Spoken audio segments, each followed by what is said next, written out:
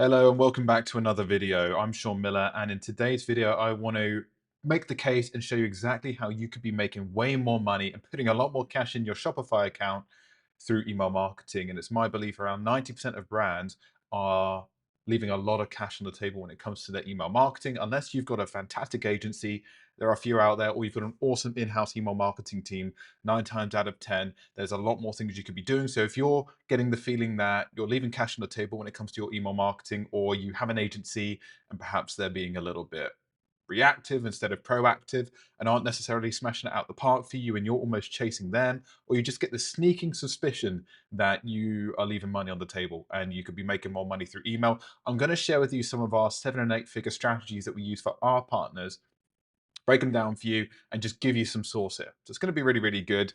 My premise is your emails could be making you more money, and here's exactly how. So imagine this: your sales are up, but your profit margin is getting chewed up because every campaign depends on another discount. So you may well be sort of in that strategy right now. Discounts are the main thing that you depend on. You have a great season or a great month if you're running a sales period, and then when you come out of that sales period, things start to look bleak. And the problem is as well, if you're banking a lot of cash during the sales period, your margins are no good as well. It's a little bit analogous to if you're ramping ad spend and you're seeing your total revenue go up, but the ROAS isn't good, your MER isn't being tracked. So the profitability is break even at best. So, your revenue can go up by 40 or 50%, but actually the reality of the cash in the bank is quite a sorry story. We want to fix that. And email is one of the best ways to fix that. And of course, if you're burning through ad spend on the front end and you haven't got a good media buyer on the front end as well who understands when to cut creative, when to cut ad spend, and actually understanding what ROAS you need to be at, that's a different story as well.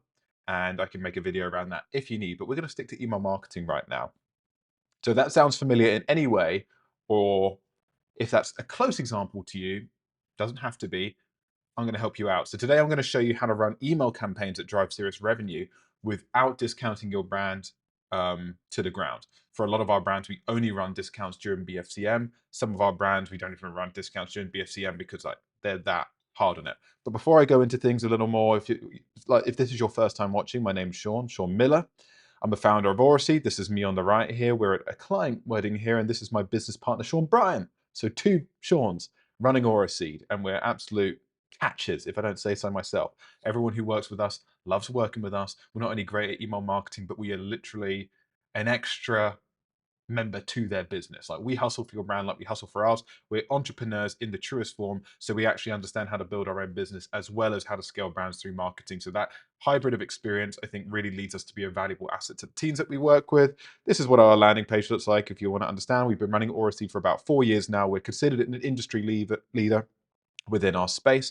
We work with around 35 brands, and our goal is to help you unlock real potential of email marketing, both commercially and creatively.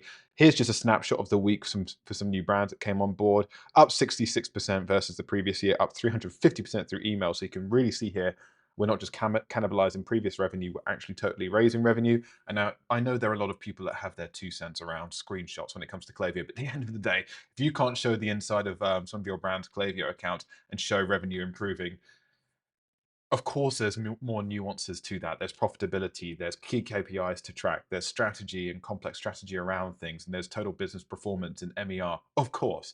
But this is a good, easy way to show. It's a bit like a before and after at the gym. Like, show a guy who's skinny, then show him jacked with really great physique or lost a lot of weight. It's a great way to sort of get a top line on, like, does he get results? We get results here. This is another one within the last month, 75% up on the previous period. Total revenue, 81% up through email. So there's a clear correlation between email here. Just taken over one of our brand's flows here as well. I mean, literally up by all accounts. The only thing that's down is post-purchase, but I think it's because everything else is performing and cooking really, really well. We have over 35 clients at the moment, and every month, whoops, not the best. At least it didn't use AI. Every month, our partners see millions in email revenue, and I want to share with you some of the strategies and principles behind the success that we find. So think of this video like sitting on an in-client strategy session with me, and I'll show you what's working right now, some insider secrets from within the agency, because we do trainings every week, and I'm an absolute nerd, and I go and study other brands all the time. It's pretty much all I do. I don't really take days off. What to avoid and how to think about email as one of your sharpest tools in your growth stack. And it should, any email partnership that you forge, whether it be with us or any other agency, should be a crazy profitable relationship. If you want to know a bit more about us as well, we've only got 5-star reviews on Shopify, on Trustpilot, which is quite hard to come by as an agency. I dare you to put us against any other agency. They've at least got one couple bad reviews. It's hard to go through our industry unscathed than we have. So that's testament to our integrity and hard work. But here are the pillars I want. That's just why you should trust me. Let's jump into the actual source here. So here are the pillars I want to cover in today's video.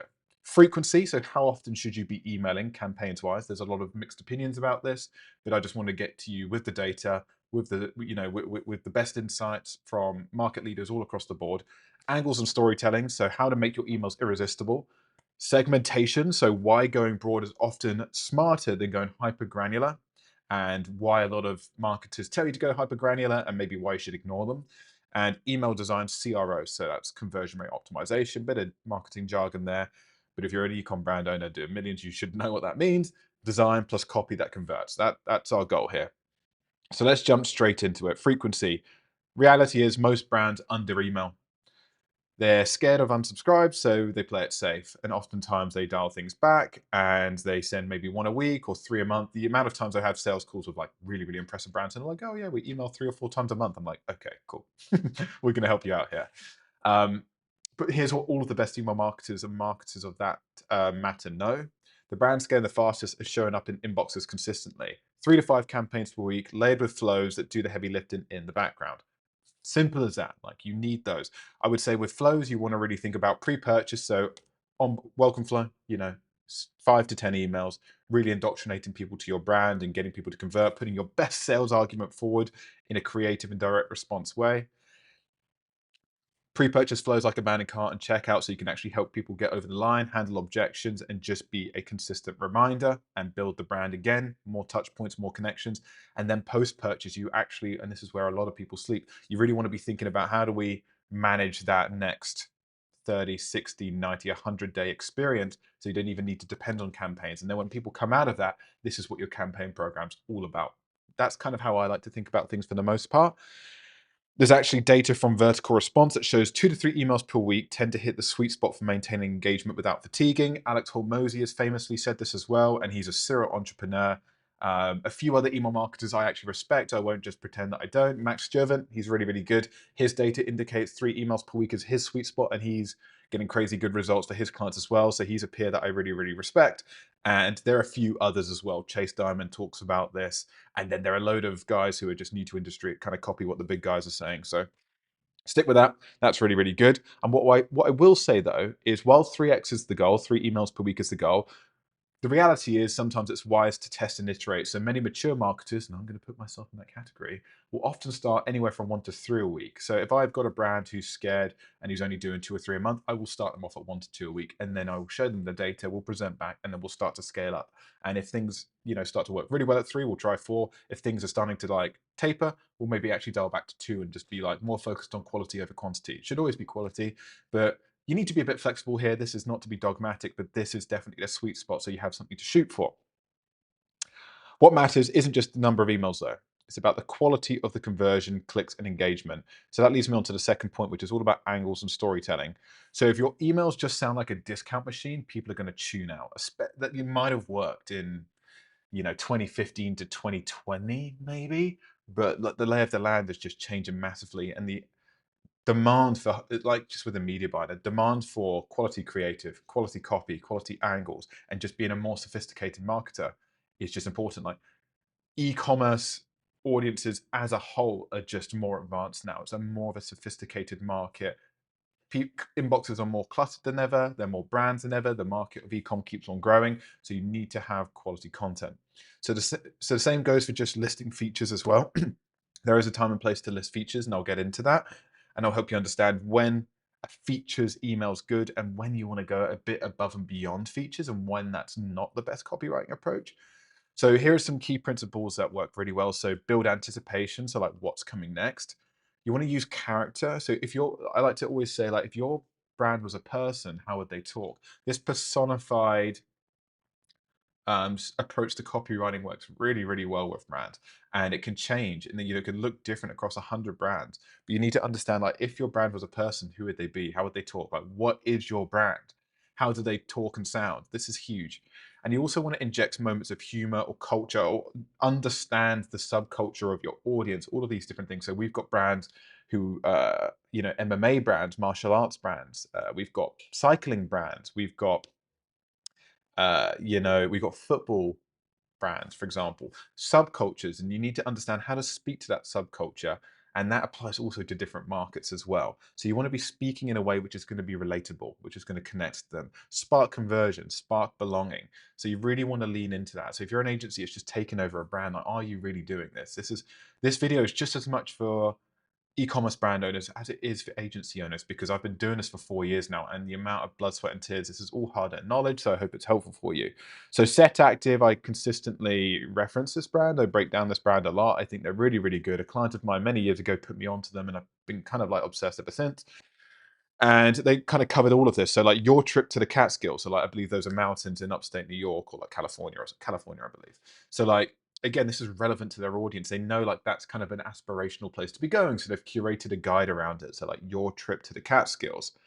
So they've like anchored in what's going to be a new drop. So a bit of urgency as well, with something which is relevant to their ICP, and then they're talking in a way which is going to be relatable. So if like, we can zoom in a little bit here. From frolicking through fall foliage to the lighting of cinnamon-infused candles at home. So like it's very sensorial as well. It speaks to, they understand like their woman demographic as well. They're very emotive, they're very feminine, they're very feeling.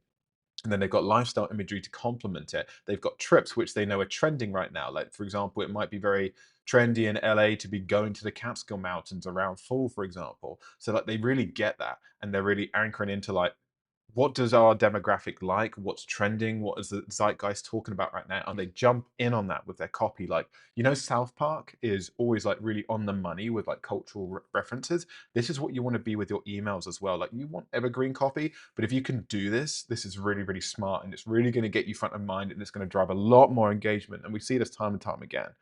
So storytelling doesn't have to be long either, though. Sometimes it's a two-line anecdote paired with an image that makes someone smile and buy without feeling sold to. So sometimes you want to temper long emails with short emails as well. Here are some other high converting content pillars to work in. And like when you're building a 30-day campaign calendar, just come to this. This is exactly what you want to think about. So like product education. So maybe break down a product's benefits in plain terms. Like this is when you want to, if you're going to do product benefits, it needs to be intentional. So like break down product benefits in plain terms. Like sometimes your customer just needs to know what your product does, and that's okay. Like you don't always want to be markety. You sometimes just like, for example, if you go into a TV store, sometimes, or like if you go into a speaker store or whatever, a tech store, sometimes you just want the salesperson to be like, in plain terms, why is this good? What does it do? What are the benefits? Like, why is this vacuum cleaner more powerful than this? Why is it worth $200 more? Right? What does it do? What does it do? But oftentimes that is still anchored back to like how it solves a problem. So let's say, oh, this vacuum sucks up, 100 times more like dust particles. It means like, therefore, so you've got less dirty, cleaner air for your children in the home, and like you've got a cleaner environment, things like that, right? So product education, clear benefits, but sometimes always try and anchor it. So product benefits, there's a difference here between product benefits and features. So I think this is the distinction I'm trying to make. Always link features to benefits, even if you're just being clear with benefits and features in plain terms. Like this is the one, and I've got an example for it. Another one that works really well is founder stories, picks, roundups, or features. So this builds trust by showing a face behind the brand, it builds personality. Recurring features build habit formation around like, oh, I'm excited to see that. So some examples can be like roundups from the month. So like what's been happening? Have you been going to, we have plenty of clients that go to like trade shows and they visit Paris. So for example, I got a sock brand and they went to Belgium recently, and then they set up like their sock stand, and then they went for some beers and like sausages. And then they went and met some other brand owners, and then they released 2 new socks. So like, that's a really cool email. Like we should have like that with a few little like pictures, bit of storytelling, etc. And that's going to be quite cool. So that's a nice one to build a bit of like affinity and connection and community. Founders fave socks, that's another cool one. So like this is like Oliver's favorite socks from the month, and he's just going to choose 3 or 4. Instead of just saying like bestsellers, it's like these, it's just a way of framing that in a more interesting way. Or like the Gemini edition, there's a jewelry brand called Misoma do this really, really well. So every month they have a gemstone, and then they kind of link that to like different, like if you're a Gemini, these are what you these are your picks for you. And it's a great way of singling people out, going, oh, that's me, these are for me. And it just creates this emotional resonance. Like, and I won't get into the psychology behind that, but it works. Like, it really, really is rooted in consumer psychology. That how-to guides, so reduce objections, boost AOV. So like how-to guides just work really, really well. Right, makes people think of like how they work in people's lives. Customer highlights in UGC, so show your product working in the real world. It can be done in so many different ways. If you're a camping brand, show people like using like your tents or like your tables, gifts, infographics of people doing it. If it's a jewelry brand, like a really nice collage lookbook of like people looking pretty, using your jewelry, make it look aspirational. People will want to see your products in action and looking good. So like whatever the goal is, like again, if you're a camping brand, people want to see your products in a like an aspirational camping environment and going, oh, I really want to be there. If it's a women's fashion or jewelry brand, essentially you want it looking really nice on people, so people go, oh, if I buy that, I'm also going to look really nice. Like, just keep it simple sometimes. Product spotlights, show your products clear, flat lays, and on people. So this works really nice for fashion. So sometimes like a nice studio flat lay, then on the person as well. So like you can see the quality of the product, but then you can also see it in action as well. And like sometimes we've seen just like really good performance on like kids clothing brands or women's or men's clothing brands when like you curate those images together. So that works really, really nicely. So flat lays plus on people, it equals aesthetic, and it ticks a lot of boxes for what a customer's looking for. I mean, just watch yourself when you shop. For example, if you go and like looking at Gymshark, if they had like the t-shirt there, then they saw it on a guy looking like really like fit, you're going to see like the product in detail. Oh, I like that, and it looks really good on him. Okay, I'm interested. Curated pics as well. I really like this. So create customer avatars and make curated pics for them. So Set Active did this really well last Q4. So for example, they had 4 or 5 different customer avatars. So like one of them was the gym brat, and then they curated pics around it, and it was like shot for her. So you could do this in so many different ways. So like just create a customer avatar and then create a gift guide or like a curated pic around them. It's just going to create more emotional resonance. And if you can create an avatar that is going to relate to around 80% of your audience, you're going to get, it's just a much better way of positioning a standard bestsellers email. Bestsellers emails are good, but it's just a more interesting way of positioning your products that is going to create more identification and then more connection. Because someone goes, I identify with that, or I want to be like that. I want to be a gym brat and look like her and get more fit. I want to identify with that. So this is kind of how I sort of, this is how I take on that customer avatar. And you, for example, with this sock brand, this is one of our sock brands, you could do the same. It could be like the uh, old money or the sophisticated, post-business pints. And it's like, oh, I like that idea of like the classic idea of like post-business. We go to the pub with friends, and I just like that's got a lot of life, a lot of nostalgia to it. It's a cool archetype, and I see myself as that.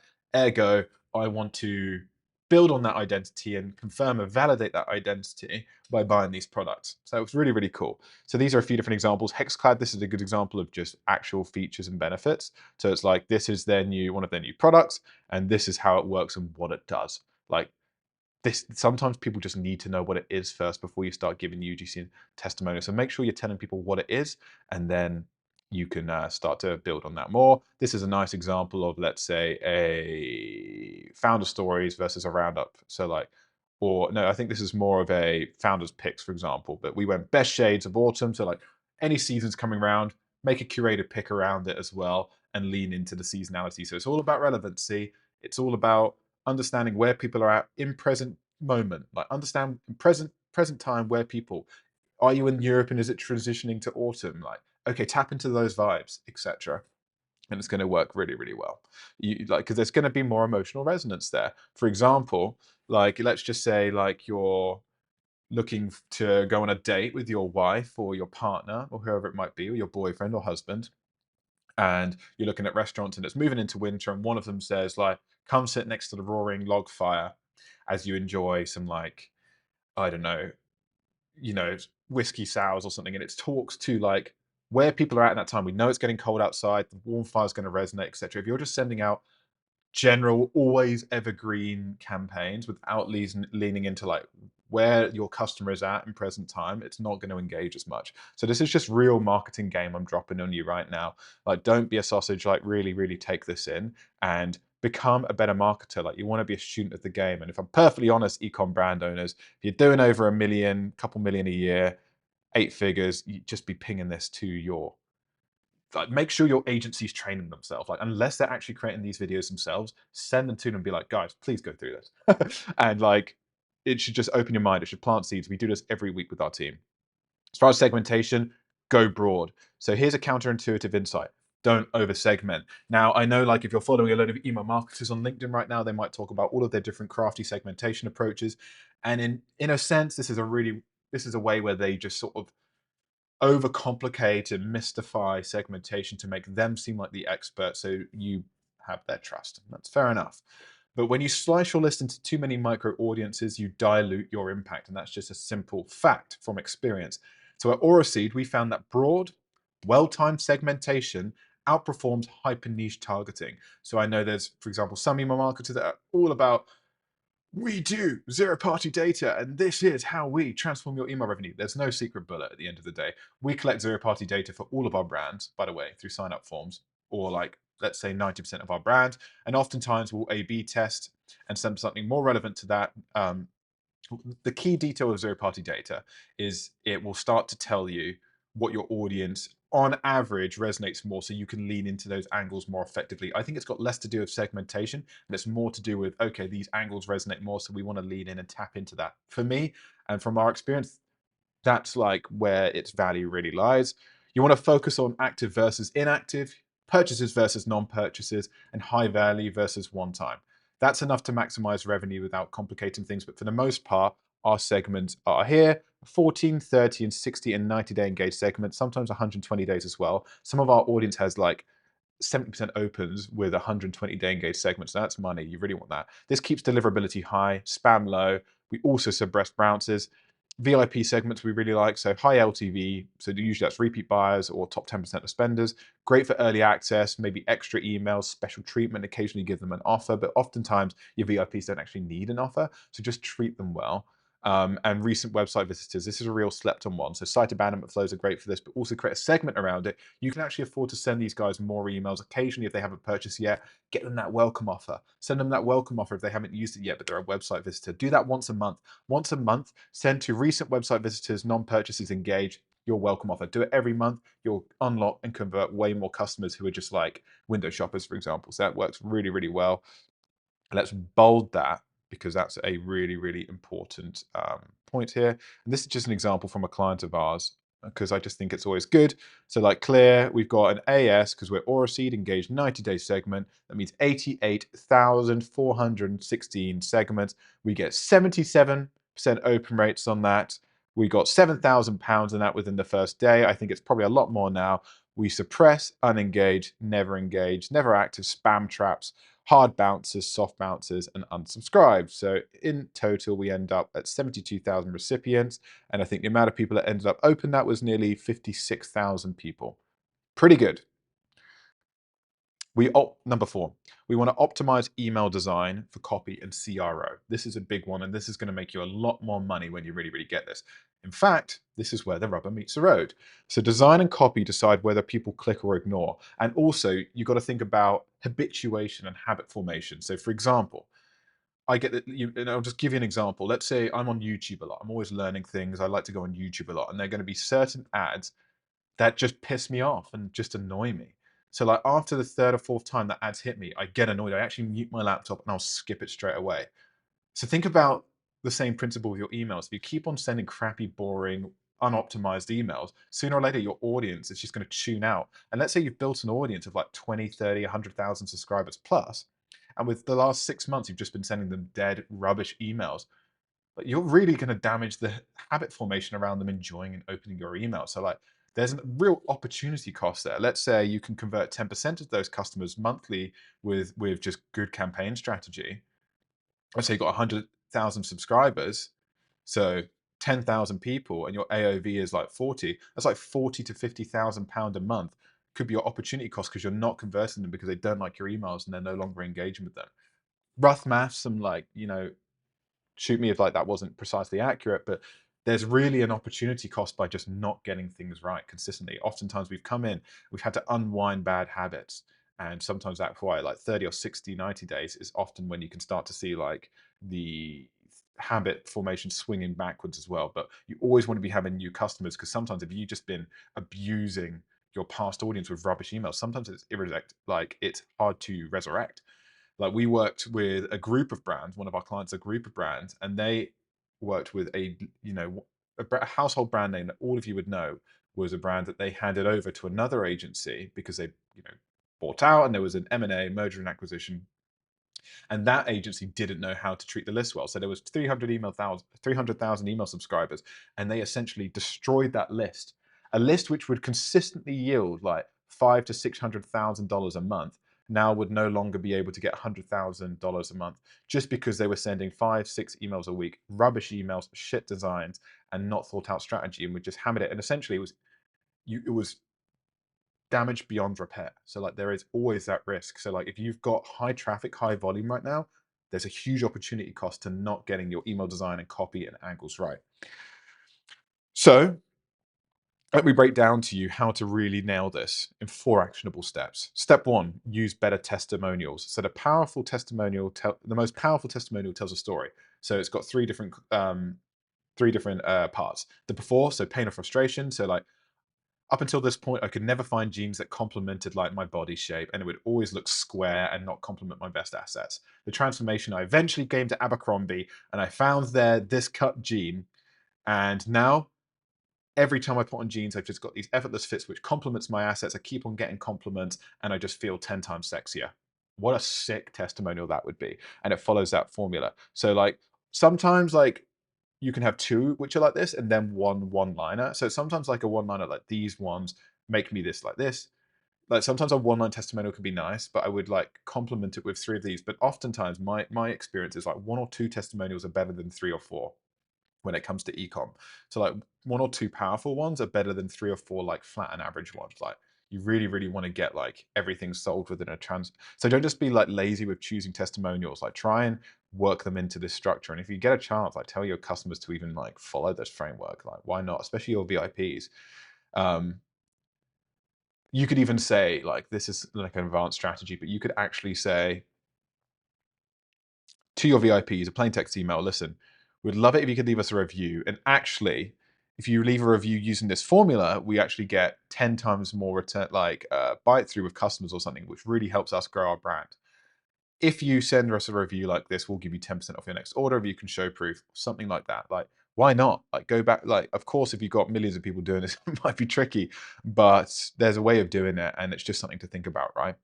If your testimonials don't have this arc, they're leaving money on the table from our experience. And we've A/B tested this many, many times. And this is oftentimes what we'll come in and do. And like, this is a key audit point for many of the Klaviyo audits I do. So don't blindly include reviews. They either need to entertain, hook, or use this framework.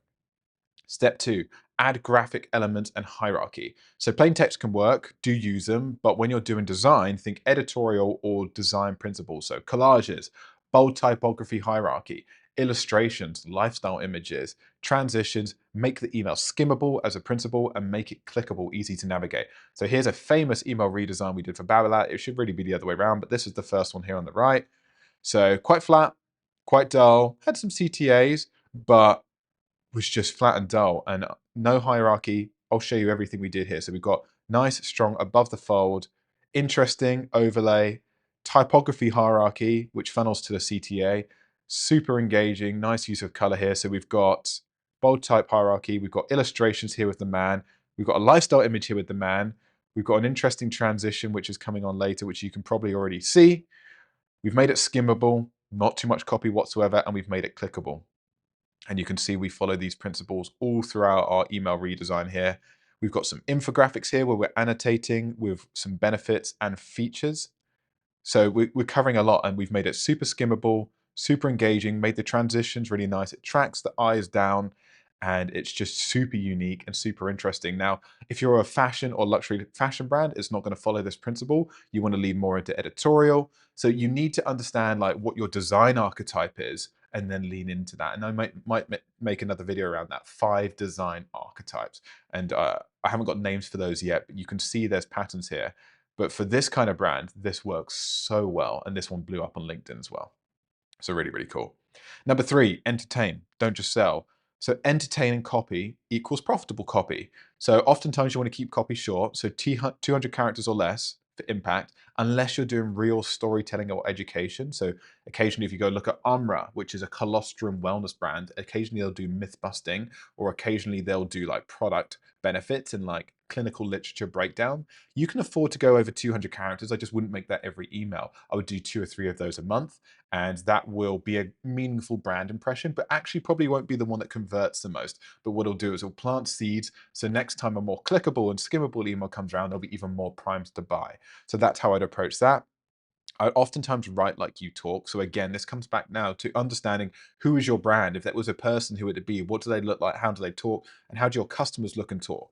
So it comes to like adding jokes or personality or slang, whatever your ICP uses in real life. So again, when it comes to Set Active, they've got like a very LA-based Gen Z millennial fitness girl audience, fitness mom, girl, anywhere from like 20 to 45. So speak in a way which they speak in a way which is going to resonate with that ICP. So again, they're being tapped into that. Then they've been using AI to understand how to exploit that and lean into that. So the same goes for everyone. Like we've got a football shirt brand, which is a British male demographic. So we need to lean into that.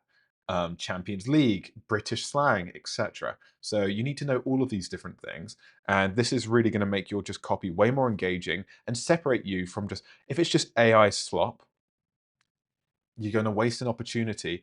And there's going to be that opportunity cost that I talked to you about. Because if I open up your emails and I'm like, oh, damn, this was just put together through AI, this is shit. It's not going to make me think that brand is sick and I'm going to want to shop from them. It's not, I'm not going to want to associate with that. So that's a really, really important one. There's a big cost here. So really understand your customer audience and talking away. And that's what really makes those brands look like, wow, like that brand's got really, really cool branding, essentially. It's one of those, like, and it's going to be the kind of email like, why do like Max from WellCopy or I break down Set Active or Dr. Squatch? It's because those brands have like got that. So Dr. Squatch, for example, has that uber masculine, almost like satirical masculine hillbilly lumberjack aesthetic, and that's how they talk, and it works really, really well. So they understand that, and then they're consistent with that. So like thinking about your tone of voice and really ideating what that is and doubling down on that is going to be huge. And then you want to tell stories instead of just listing features as well. Telling stories is a big one as well. So sometimes supplement brands can work really, really well from that. So instead of just saying it boosts testosterone, boosts sleep, it goes like, you can do that. Maybe you start with that and then you can go into an example. So like John, before he started working with us, so before he started taking X product, was struggling with this and it had this cost, and then he started taking this and then this was the outcome. If you can do that in an email and then also make that storytelling skimmable and engaging and like break it up almost into like a magazine sort of style where like that story is being told with like clips and images as well, like picture books. Like we've been conditioned to engage with that kind of content since like kids. So it had nothing's changed. So like trying to accomplish that within your email, huge. Remember, people buy from brands that make them feel something at the end of the day. So turn competitor weaknesses into strengths. So here's one of my favorite hacks.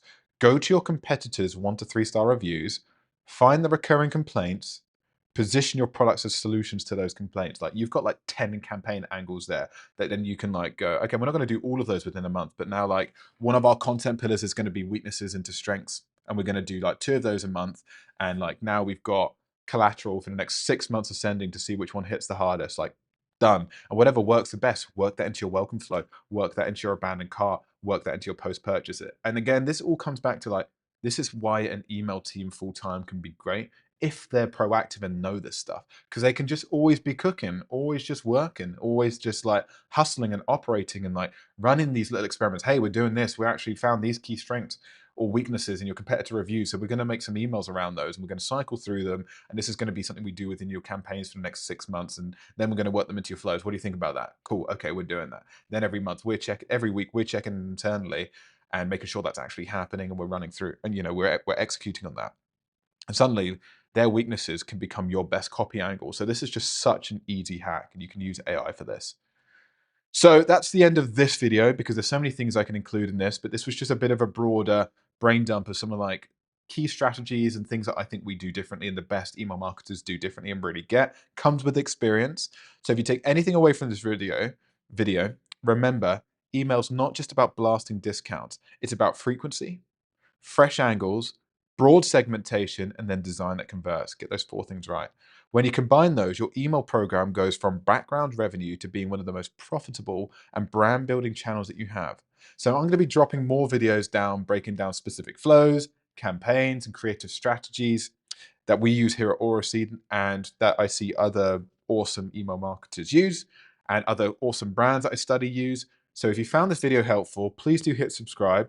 Please do let me know in the comments what topic you'd like me to cover next. I will comment back to everyone. If you've got any specific questions, let me know. I'm still building this YouTube channel and getting a lot of traction behind it. Help me get bigger. I would really appreciate that. Engagement will come back in tenfold in your own life. I do believe that. So please engage with this video, comment, like, subscribe, and let me know what I can help you with next. And tell me what I could do better in these videos as well. And I'll see you on the next one.